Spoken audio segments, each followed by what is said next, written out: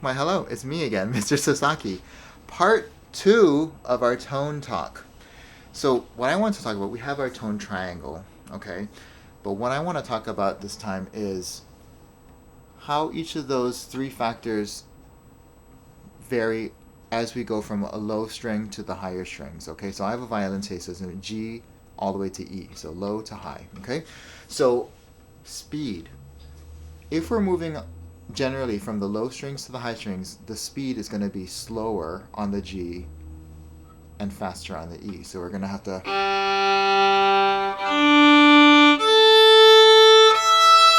I'm going to have to use more bow on the E to keep that same level of tone happening. All right? That's just the general. Now, all of this is just general.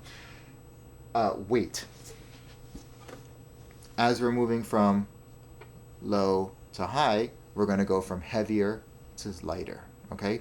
And that makes sense because the strings are thicker on the low end. We need more weight. And less for the thin string on the top. If I use the same weight,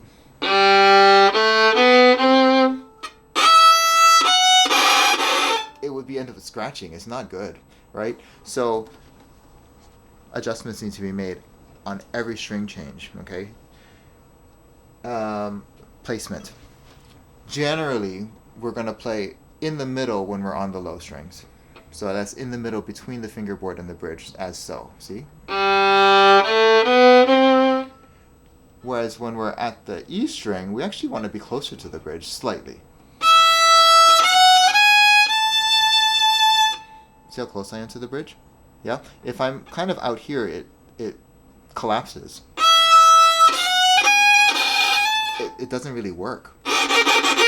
So we kind of, it's interesting. So last time we talked about the three factors: speed, weight, placement. But in concept it's easy, right? But we have 4 strings to play on, and each of these factors varies based on what string we're playing on. No! I know, it gets worse, right? But again, it's a lifelong process of learning to play a bowed string instrument, and it's why we love it so much, because there's no easy answers. The more you know, the harder it gets. But also the more rewarding, because you can make more tone colors, more expressive possibilities in your sound. So join me for part 3, where we'll talk about how to exercise some of these and experiment with these 3 factors on the violin, viola, cello, or bass.